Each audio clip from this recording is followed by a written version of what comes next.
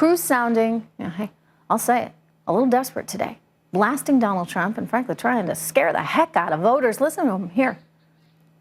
This man is a pathological liar.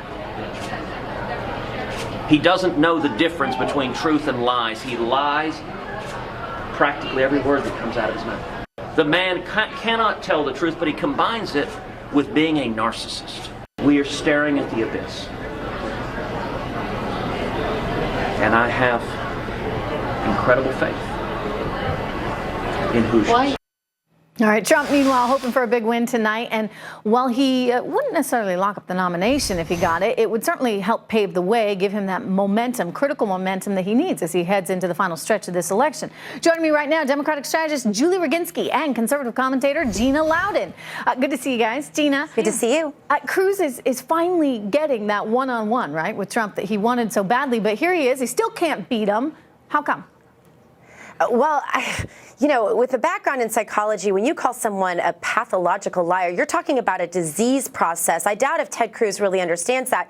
But I keep questioning, and I think voters are beginning to question, too, whether this would be more effective against Hillary, even coming from Cruz right now, realizing that Donald Trump is his #1 enemy. If he were to fire on Hillary right now, I think it would be more effective because, Trish, the numbers have really changed. 62% now of Republican voters view Cruz as establishment. This doesn't play well for him in Indiana. Yeah, he was the anti-establishment guy. Julie, I think it speaks volumes of how much the establishment, quote unquote, really hates Trump, because this was the guy they absolutely couldn't stand just a short time ago. You remember the government shutdown? It's amazing. Isn't it? They were angry at him, and now tables are turned. Well, I suspect Ted Cruz got some polling, and I suspect what Ted Cruz saw was that the Trump lying Ted moniker has really been resonating, and that he had to turn this around. He had to establish himself as a guy who tells the truth. He had to turn it around and say that, in fact, Trump is the one who's a liar and not him. Too little, too late. Look, don't forget, he spent the last year talking about my friend Donald, and I'm not going to say anything negative about my friend Donald.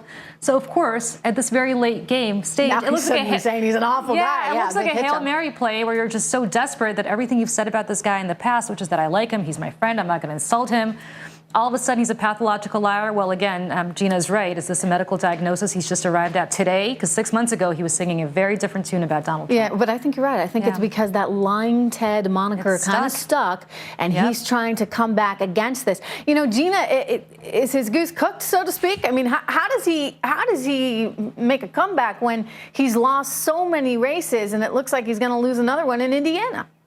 Yeah, he hasn't won a race in over a month now, and it's not looking good. His delegate count, when you look at the 1,000-something for Trump and the 500-something for Ted Cruz, that doesn't look good. A lot of people now are viewing him as a desperate candidate, making Hail Mary pass after Hail Mary pass, but more importantly, perhaps a little selfish in being willing to damage the party just so he has this sort of wing and a prayer hope that something happens. But with the Indiana primary, I could see him, honestly, I could see Donald Trump winning the whole thing tonight, sweeping tonight, because some of these moves just don't look very rational at this point. A politician selfish, willing to damage the party for his own good.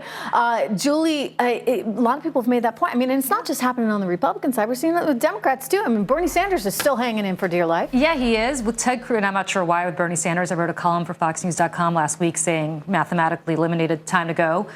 For Ted Cruz, historically, if you look at what's happened in 2000, John McCain was the runner-up to George Bush. He then became the front-runner in 08, and got the nomination. Again, the same thing with Mitt Romney, was the runner-up to John McCain in 08, became the nominee in 2012. I think Ted Cruz is looking to 4 years from now. I think he's doing everything he can to ensure that when Trump, if and when Trump loses, the Republican Party is going to say, oh my goodness, we should have nominated Ted Cruz. And he wants to take over the apparatus for the next 4 years because Donald Trump will not be able to. So you think that he knows in his heart he's not going to get it, but he's going to stay in as long as he can to maximize his exposure. This is about 2020. A lot of people have talked about whether or not that Cruz-Kasich deal where they sort of banded together and Donald Trump called it collusion, said, in business you get in all kinds of trouble for that, you wind up in jail, but in politics it's just fine. Here Donald Trump is speaking about how that collusion, so to speak, his term, not mine, worked out. They made this stupid deal. I mean, anybody in business would not have made the deal. And by the way, since making the deal, their numbers tanked.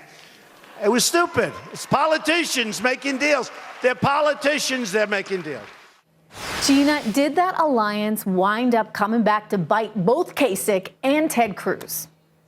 I absolutely think it did, and the numbers reflected. 62% now, as I said, view Cruz as establishment. Cruz entered this race as an anti-establishment candidate, and I think most Republicans saw him as an anti-establishment candidate because he had stood up, of course, against many of the members in his own body, for many things, many times for conservatives. But I think when a candidate starts to see a place where they can't win, they start doing things that maybe they wouldn't do in their normal mind. And I sort of, as a conservative, wish Ted Cruz would get a grip on this, because I'd like to see him viable in the future. But to Julie's point, if he doesn't stop pretty soon, he's not going to look like a team player anymore at all. And I think he risks ever being a nominee. Yeah, final word to you, Julie. It really seems as though being a member of the establishment is just the kiss of death in this election season. Yeah. And isn't that perhaps what really started to cause him to dig in even further? I mean, the establishment coming out supporting him, Mitt Romney.